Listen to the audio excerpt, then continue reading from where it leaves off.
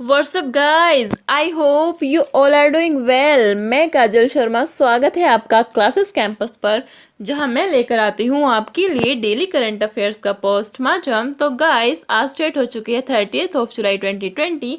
तो चलिए शुरू करते हैं आज का सेशन एक मोटिवेशन कोट के साथ, जो है you have to dream before your dreams can come true.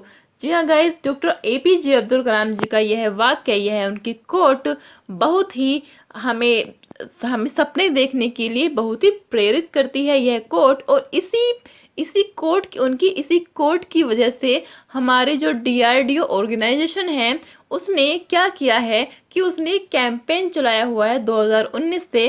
Campaign क्या है? डेयर टू ड्रीम, जिसकी आज हम बात करेंगे आज के सेशन में। तो गाइज बने रहिएगा हमारे सेशन में, ठीक है गाइज। तो चलिए बढ़ते हैं आज के सेशन की तरफ। और अगर आप चैनल पर नए हैं तो चैनल को कीजिए subscribe and hit the bell icon. तो गाइज आज का पहला क्वेश्चन बनता है, जो है विश्व बाघ दिवस कब मनाया जाता है? तो गाइज यह दिवस बनाया गया था कब? कल, यानी कि 29 जुलाई को यह बनाया गया था बाघ दिवस।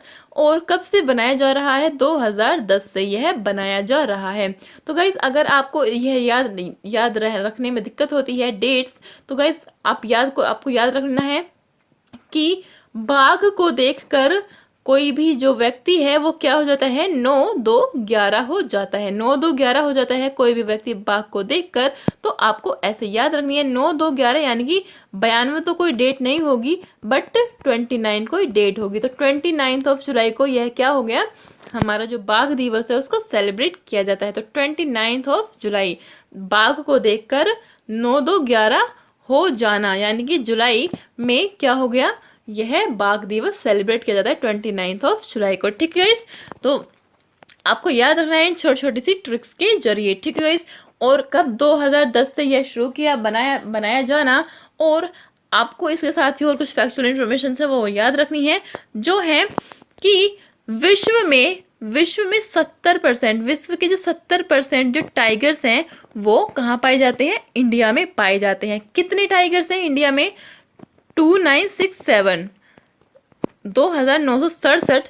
कितने हैं? 2967 टाइगर्स हैं इन इंडिया। और इंडिया के जो एक स्टेट है, कौन सा? MP, यानी कि मध्य प्रदेश स्टेट में सबसे ज़्यादा टाइगर पाए जाते हैं। इंडिया के मध्य प्रदेश स्टेट में सबसे ज़्यादा टाइगर पाए जाते हैं। कितने? 526 टाइगर पाए जाते हैं। इसीलिए मध्य प्रदेश को क्या बोला जाता है? बोला जाता है टाइगर स्टेट। टाइगर स्टेट आपको याद रखना है, कौन है? मध्य प्रदेश, ठीक है गाइस। तो 70% टाइगर पाए जाते हैं। 2967 भारत में पाए जाते हैं टोटल टाइगर्स। और सबसे ज़्यादा कहाँ पाए जाते हैं? मध्य प्रदेश में, यानी कि 526। इसीलिए इसको क्या बोला जाता है? टाइगर स्टेट बोला जाता है। और गाइज मैंने अभी कुछ टाइम पहले एक न्यूज़ कवर की थी। उसमें क्या था कि गिनीज बुक में हमारा जो टाइगर की सेंसस वो रिकॉर्ड की गई थी। गिनीज बुक में रिकॉर्ड की गई थी वह हमारी टाइगर की सेंसस, यानी कि टाइगर की जनगणना को रिकॉर्ड किया गया था। क्यों किया गया था?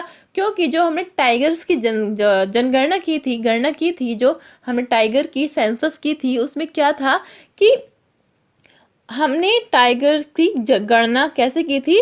वो की थी कैमरे की मदद से। कैमरे की मदद से भारत ने पहली बार कैमरे की मदद से सेंसस की थी। किसकी? टाइगर्स की। तो इसीलिए हमारे जो इस सेंसस को क्या किया गया? गिनीज वर्ल्ड बुक में इसको रिकॉर्ड किया गया था। तो यह न्यूज़ अभी हाल ही में बनी थी और मैंने कवर भी की थी। तो चलिए गाइस बढ़ते हैं अपनी नेक्स्ट खबर के लिए, जो है हाल ही में भारत सरकार ने 2019 में की गई प्रतिबद्धता को पूरा करते हुए किस देश को 10 ब्रॉड गेज इंजन सौंपे हैं? तो गाइस जिसका आंसर होने वाला है बांग्लादेश।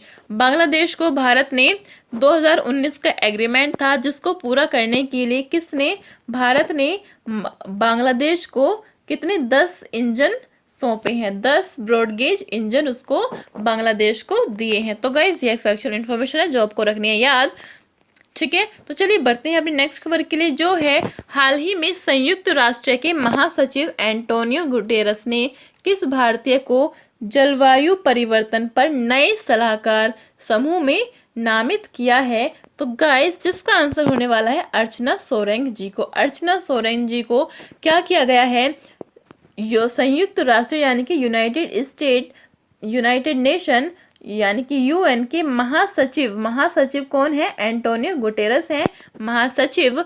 तो उन्होंने, एक भारतीय हैं जो अर्चना सोरेंग है, जलवायु परिवर्तन पर, क्लाइमेट चेंज पर सलाहकार के रूप में, सलाहकार का एक ग्रुप बनाया गया है यूएन में। तो वहां पर एक भारतीय हैं जिनका नाम है अर्चना सोरेंग, उनको किया गया है नामित। तो गाइज बहुत इंपॉर्टेंट नियुक्ति है ये, जो आपको रखनी है याद, अर्चना सोरेंग जी। ठीक है गाइज, तो आपको रखना है याद। और साथ में जान लेते हैं यूएन के बारे में, तो रिवीजन कर लेते हैं। इसका 24 अक्टूबर को क्या किया गया था? एस्टेब्लिशमेंट किया गया था। कब? 1945 में इसका एस्टेब्लिशमेंट किया गया था। इसीलिए 24 अक्टूबर को क्या बनाया जाता है? UN day. यूएन डे बनाया जाता है 24 अक्टूबर को। और इसका हेडक्वार्टर कहाँ पर है? न्यूयॉर्क में इसका हेडक्वार्टर है। और न्यूयॉर्क कौन सी नदी पर है? आपको गाइस वो भी याद रखना है। तो हडसन रिवर पर यह स्थित है। कौन?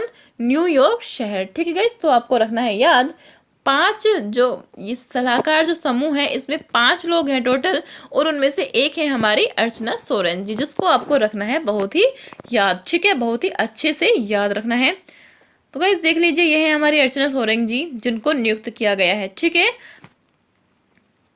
और चलिए बढ़ते हैं अपनी नेक्स्ट खबर के लिए, जो है नजीब रज्जाक किस देश के पूर्व प्रधानमंत्री हैं जिन्हें हाल ही में उस देश के न्यायालय ने भ्रष्टाचार के आरोप में दोषी करार दिया है? तो गाइज नजीब रज्जाक ये कहाँ के प्रधानमंत्री हैं? पूर्व प्रधानमंत्री हैं 2009 के यह पूर्व प्रधानमंत्री हैं। कहाँ के? मलेशिया के। जी हाँ, मलेशिया के यह पूर्व प्रधानमंत्री हैं, जो हैं जिनके ऊपर ये भ्रष्टाचारों के आरोप लगाए गए हैं वहाँ के न्यायालय द्वारा। ठीक है गाइस, किस लिए लगाए गए हैं? इन्होंने एक फंड बनाया गया था मलेशिया को डेवलप करने के लिए, तेजी से डेवलप करने के लिए इन्होंने फंड बनाया था, जिसका उन्होंने क्या किया? मलेशिया को डेवलप करने के लिए बनाया गया था ये फंड, जिसका उन्होंने खुद का विकास कर लिया। जिस फंड से उन्होंने खुद का विकास कर लिया, खुद का डेवलपमेंट कर लिया, इसलिए उन पर यह आरोप लगाए गए हैं और जो दोषी भी करार सिद्ध कर दिए गए हैं। तो फंड बनाया गया था मलेशिया के लिए और खुद का विकास कर लिया, तो इस वजह से उन पर यह दोष लगाए गए हैं, जो कि करार भी हो गए हैं। तो गाइज ये है नजीब रज्जाक, देख लीजिए, खुद का विकास करने वाले इंसान। तो गाइस चलिए बढ़ते हैं अभी नेक्स्ट खबर के लिए, जो है हाल ही में कुमकुम का निधन हो गया। कुमकुम कौन थी? तो गाइस कुमकुम थी एक बॉलीवुड की मशहूर अभिनेत्री। जी हाँ गाइस, बॉलीवुड की मशहूर अभिनेत्री थी। कौन? कुमकुम। आपने नाम सुना होगा मदर इंडिया मूवी का, उसमें जो प्रमुख किरदार जो था, अभिनेत्री जो थी, वो थी कुमकुम। तो देख लीजिए गाइस, यह फोटो है कुमकुम, जो मदर इंडिया की अभिनेत्री थी। और यह कहाँ से है? बिहार से हैं ये। तो गाइस चलिए बढ़ते हैं अपनी नेक्स्ट खबर के लिए, जो है हाल ही में इंग्लैंड के तेज गेंदबाज स्टुअर्ट ब्रॉड ने किस विपक्षी टीम के खिलाफ अपना 500वां टेस्ट विकेट लिया है? तो गाइस जिसका आंसर होने वाला है, खिलाफ लिया है, तो गाइस वेस्ट इंडीज के खिलाफ लिया है। ये कौन है? Stuart Broad. ये है इंग्लैंड के गेंदबाज, इंग्लैंड के बॉलर हैं ये। तो गाइस इन्होंने अपनी विपक्षी टीम कौन थी? वेस्ट इंडीज के खिलाफ अपना 500वां टेस्ट विकेट लिया है। तो गाइस यह आपको रखना है याद। और वर्ल्ड में सबसे अधिक विकेट लिए जिसने, तो वो थे मुथैया मुरलीधरन। उन्होंने सबसे अधिक विकेट लिए थे। मुरलीधरन जो थे, इन्होंने विश्व में सबसे ज़्यादा क्या लिए थे? वो सबसे अधिक विकेट लिए थे। तो गाइस कहाँ के हैं ये? श्रीलंका के हैं ये मुथैया मुरलीधरन। तो आपको रखना है याद। ठीक है गाइस, कितने विकेट्स लिए थे? 800 विकेट लिए थे, सबसे ज़्यादा दुनिया में। और भारत में सबसे ज़्यादा किसने लिए हैं? वो हैं अनिल कुंबले जी। अनिल कुंबले जी ने भारत में सबसे ज़्यादा विकेट लिए हैं। और मुथैया मुरलीधरन जो कि श्रीलंका के हैं, उन्होंने वर्ल्ड में सबसे ज़्यादा लिए हैं। ठीक है गाइस, तो ये है स्टुअर्ट ब्रॉड। ठीक है गाइस, देख लीजिए। और चलिए बढ़ते हैं अपनी नेक्स्ट खबर के लिए, जो है 29 जुलाई को अंतर्राष्ट्रीय परमाणु ऊर्जा अभिकरण की स्थापना हुई। यह किस वर्ष में स्थापित किया गया था? तो गाइस जिसका आंसर होने वाला है, इसका आंसर होने वाला है 1957। जी हाँ गाइस, 29 जुलाई 1957 को किसका अंतर्राष्ट्रीय परमाणु ऊर्जा अभिकरण इंटरनेशनल न्यूक्लियर एनर्जी एजेंसी की इस्टेब्लिशमेंट की गई थी 1957 में, जिसको आपको याद रखना है। तो कल 29 जुलाई को 1957 में इसकी स्थापना की गई थी। ठीक है गाइस, इसलिए ये न्यूज़ में है। अब जान लीजिए कि इंटरनेशनल परमाणु एनर्जी और एजेंसी IAEA की जो हेडक्वार्टर है वो कहाँ पर है? हेडक्वार्टर है इसका कहाँ पर? वियना में। वियना यानी कि जो ऑस्ट्रिया की कैपिटल है वियना, वहाँ पर इसका क्या है? हेडक्वार्टर है। किसका? अंतर्राष्ट्रीय परमाणु ऊर्जा अभिकरण का। और जो ऑस्ट्रिया है ये कौन सी नदी पर है गाइस? ये नदियाँ आपको जरूर याद रखनी है, थोड़ी दिक्कत होगी लेकिन याद हो जाएंगी कि डैन्यूब नदी पर यह स्थित है। कौन? वियना, जो कैपिटल है किसकी? ऑस्ट्रिया की। और मेंबर इसमें कितने हैं? 171 मेंबर हैं। किस में? IAEA में, यानी कि अंतर्राष्ट्रीय परमाणु ऊर्जा अभिकरण में कितने हैं मेंबर हैं? 171 इसके मेंबर हैं। ठीक है गाइस, तो इसका काम क्या होता है? जो अंतर्राष्ट्रीय परमाणु ऊर्जा अभिकरण का जो काम होता है वो होता है कि जो न्यूक्लियर होता है, न्यूक्लियर जो बॉम्ब होते हैं उसको यानी कि जो न्यूक्लियर होता है एक पदार्थ होता है, उसके दो तरीके से यूज़ होते हैं। न्यूक्लियर के दो तरीके से यूज़ होते हैं। क्या क्या होते हैं? एक तो होता है पीस में यूज़, पीस यानी कि बिजली बनाने में यूज़ होता है, और दूसरा होता है बॉम्ब बनाने में यूज़ होता है। तो गाइज इसका काम क्या है अब अंतर्राष्ट्रीय परमाणु ऊर्जा अभिकरण का? कि ये जो पीस को तो करती है प्रमोट और बॉम्ब को करती है रोकती है। बॉम्ब को बैन करती है और पीस को प्रमोट करती है। इसका काम यह है। अब गाइज यह पिछली बार भी न्यूज़ में थी। किस वजह से न्यूज़ में थी? कि जो इजराइल ने क्या किया था ईरान का एक न्यूक्लियर साइट है नातांज पर, इजराइल ने हमला कर दिया था। तो इस वजह से भी ये जो थी अंतर्राष्ट्रीय परमाणु ऊर्जा अभिकरण, यह न्यूज़ में आई थी और मैंने इसको तब भी कवर किया था। तो गाइज इन सब को आपको लिंक करके चलना है। ठीक है गाइज, आपको करंट अफेयर्स को लिंकेज बहुत ज़रूरी होता है, तो आपको याद रखना है। देख लीजिए यह है इसका लोगो, IAEA का लोगो। ठीक है गाइज, तो चलिए बढ़ते हैं अपनी नेक्स्ट खबर के लिए, जो है हाल ही में DRDO ने वर्ष 2020 के लिए किस योजना की शुरुआत की ताकि नवाचारों को सम्मानित किया जा सके? तो गाइज दैट्स आवर क्वेश्चन, जो हमने अपनी मोटिवेशनल कोट में शामिल किया था। तो गाइज देख लीजिए कि DRDO ने वर्ष 2020 के लिए किस योजना की शुरुआत की है जो कि नवाचारों यानी कि इनोवेशन से संबंधित है? तो गाइस जिसका आंसर होने वाला है डेयर टू ड्रीम, यानी कि डेयर कीजिए ड्रीम देखने का, यानी कि साहस कीजिए, साहस दिखाइए। किसका? सपने देखने का साहस कीजिए। तो गाइस जिसका आंसर है डेयर टू ड्रीम, यह योजना है किसकी? DRDO की यह योजना है DRDO की। तो गाइज आपको याद रखना है डेयर टू ड्रीम यह 2019 से शुरू किया गया था, जिसको अब दूसरा संस्करण है। 2019 में डेयर टू ड्रीम था और 2020 में आके डेयर टू ड्रीम 2.0 हो गया। तो गाइज आपको रखना है ये याद। तो एक कॉन्टेस्ट है जो कि DRDO द्वारा संचालित किया जाता है, डेयर टू ड्रीम। गाइज आपको बहुत ही अच्छे से याद रखना है। और ये डेयर टू ड्रीम जो कॉन्टेस्ट है वो किसकी वजह से लिया गया है? APJ अब्दुल कलाम जी की इसी कोट की वजह से, जो कि होने वाली है बहुत इम्पोर्टेंट, कि you have to dream before your dreams can come true. इनकी यह जो कोट है इस वजह से क्या ली गई है? यह जो इस कंटेस्ट है ये किया जाता है किसके द्वारा? DRDO के द्वारा। तो DRDO के द्वारा डेयर टू ड्रीम 2.0 आपको रखना है बहुत याद, इसको लिख लेना है मोस्ट ऑफ इम्पोर्टेंट क्वेश्चन। ठीक है गाइज, अब देख लेते हैं DRDO के बारे में देख लेते हैं कि DRDO की जो स्थापना हुई थी 1958 में इसकी स्थापना हुई थी। हेडक्वार्टर कहाँ पर है? दिल्ली में इसका हेडक्वार्टर है। और जो इसके हेड है वो कौन है? सतीश रेड्डी जी इसके हेड है। ठीक है गाइस, तो आपको रखना है यह याद अच्छे से। ठीक है गाइस, तो चलिए बढ़ते हैं। और ये डेयर टू ड्रीम जो कॉन्टेस्ट है वो कब, यानी कि फिफ्थ डेथ एनिवर्सरी किसकी? डॉक्टर APJ अब्दुल कलाम की, जैसे कि 27 जुलाई को डेथ एनिवर्सरी बनाई गई थी किसकी, डॉक्टर APJ अब्दुल कलाम जी की। तो 27 को मैंने जब न्यूज़ कवर की थी ये, तो 5th of July, sorry 5th death anniversary पर यह क्या, डेयर टू ड्रीम कॉन्टेस्ट चलाया गया है। ठीक है गाइस, तो चलिए बढ़ते हैं अपनी नेक्स्ट खबर के लिए। नेक्स्ट खबर बनती है, हाल ही में टाइम कैप्सूल चर्चा का विषय है, इसके संबंध में सत्य कथन है।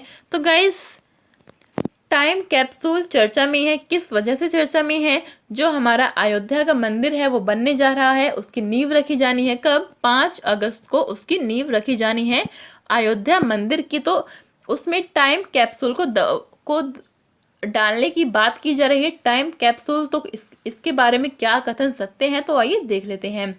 यदि इसे अभिलेख कहें तो कोई अतिशयोक्ति नहीं होगी। जी हाँ गाइस, जो टाइम कैप्सूल है वो एक ऐसा कैप्सूल है, ऐसा दस्तावेज हो जाएगा कि अगर हम बहुत टाइम बाद, यानी कि जैसे हम इंडस वैली जो सिविलाइजेशन है उसके खोदने पर हमें जानकारियाँ उपलब्ध होती हैं, उसी तरीके से बहुत बहुत समय बाद जब कोई जो राम मंदिर की जांच पड़ताल के लिए कोई व्यक्ति साहस दिखाएगा, तो उसको यह अभिलेख मिल जाएगा, यानी कि टाइम कैप्सूल मिल जाएगा। उसके विषय में उसको सब कुछ पता चल जाएगा। तो इस वजह से टाइम कैप्सूल को अयोध्या मंदिर में इसको लगाया जा रहा है। ठीक है, तो और इससे पहले time capsule Kanpur, IIT Kanpur में डाला गया था। टाइम कैप्सूल को IIT कानपुर में डाला गया था। जी हाँ गाइस, तो यह भी सही है। यह वर्तमान जानकारियों को भविष्य में लोगों तक पहुंचाने का माध्यम है। तो गाइस, यह सबसे इम्पोर्टेंट टॉपिक है। भविष्य में लोगों तक पहुंचाने के लिए जो वर्तमान जानकारियां हैं वो टाइम कैप्सूल इस वजह से काम में ले जाता है। जो गाइस, यह बिल्कुल सही कथन है। तो सभी कथन सत्य हैं और IIT कानपुर आपको याद रखना है। ठीक है गाइस, इसके अलावा देख लेते हैं कि क्या टाइम कैप्सूल और किसने कब कब इसका यूज़ किया। तो टाइम कैप्सूल का इंदिरा गांधी के समय पर यूज़ किया गया। इंदिरा गांधी ने रेड फोर्ट में, यानी कि लाल किले में इसका यूज़ किया गया था, इसको डाला गया था लाल किले में। ठीक है गाइस, लेकिन जो मोरारजी देसाई हुए बाद में उन्होंने उसको हटवा दिया। जो टाइम कैप्सूल है इंदिरा गांधी ने लाल किले में डलवाया था, जबकि मोरारजी देसाई ने उसको हटवा दिया। और IIT कानपुर आपको रखना है याद, IIT कानपुर, जिसमें प्रतिभा देवी सिंह पाटिल द्वारा क्या किया गया था, जो टाइम कैप्सूल को डाला गया था। तो गाइस, जो राम जन्मभूमि है, जहाँ पर अयोध्या का मंदिर बनने वाला है, राम जी का मंदिर बनने वाला है, तो 5 अगस्त को जिसकी फाउंडेशन रखा जा रहा है, तो वहाँ पर टाइम कैप्सूल डालने की बात की जा रही है। लेकिन जो उसके राम जन्मभूमि के ट्रस्ट के जो जनरल सेक्रेटरी हैं चंपत राय ने अभी मना भी किया है कि नहीं, हम ऐसा नहीं करने जा रहे हैं। लेकिन आगे देखते हैं होता है क्या। ठीक है गाइस, तो यह है टाइम कैप्सूल की फोटो, आप देख लीजिए। ठीक है गाइस, तो चलिए बढ़ते हैं अपने लास्ट क्वेश्चन की तरफ, जो है हाल ही में पृथ्वी विज्ञान मंत्रालय की स्थापना कब हुई थी, जिसने हाल ही में मौसम ऐप लॉन्च किया था। तो गाइज, पृथ्वी विज्ञान मंत्रालय की स्थापना कब हुई थी, जिसने हाल ही में मौसम ऐप लॉन्च किया है। तो गाइज, ये मंत्रालय एक न्यूज़ में आ गया है, पृथ्वी विज्ञान मंत्रालय। तो कब हुई थी इसकी स्थापना, तो 2006 में इसकी स्थापना हुई थी, जो आपको रखना है याद। तो पृथ्वी विज्ञान मंत्रालय की स्थापना हुई है। इसने एप्लीकेशन लॉन्च किया है, जो है मौसम ऐप। मौसम ऐप आपको याद रखना है। मौसम ऐप क्या करेगा, यह पूर्व अनुमान लगाएगा बारिश का, तो पूर्व अनुमान लगा के हमें नोटिफिकेशन देता रहेगा मौसम ऐप। तो गाइस, याद रखना है आपको पृथ्वी विज्ञान मंत्रालय के बारे में कि इसने लॉन्च किया है। ठीक है गाइस, और 2006 में पृथ्वी विज्ञान मंत्रालय की क्या हुई थी, स्थापना हुई थी। और जिसके मंत्री कौन है, डॉक्टर हर्षवर्धन इसके मंत्री हैं। डॉक्टर हर्षवर्धन कौन है, इसके मंत्री हैं, किसके, पृथ्वी विज्ञान मंत्रालय के। ठीक है गाइस, तो ये थे आज के हमारे टोटल क्वेश्चन। तो गाइस, बढ़ते हैं अपने लास्ट वीडियो के क्वेश्चन की तरफ, जो है हाल ही में किस शहर में महिंद्रा विश्वविद्यालय की शुरुआत की गई है। तो गाइस, जिसका आंसर होने वाला है हैदराबाद में इसकी स्थापना की गई है। और गाइस, क्वेश्चन फॉर यू है, क्वेश्चन ऑफ द डे है, हाल ही में भारतीय रेलवे डबल स्टैक कंटेनर को चलाने के लिए दुनिया की पहली विद्युतकृत रेल सुरंग कहाँ बनाएगा। तो गाइस, जिसका आंसर आपको करना है कमेंट सेक्शन में, थैंक्स फॉर वॉचिंग गाइज, और हंसते रहिए, मुस्कुराते रहिए और मेहनत करते जाइए, ठीक है गाइज।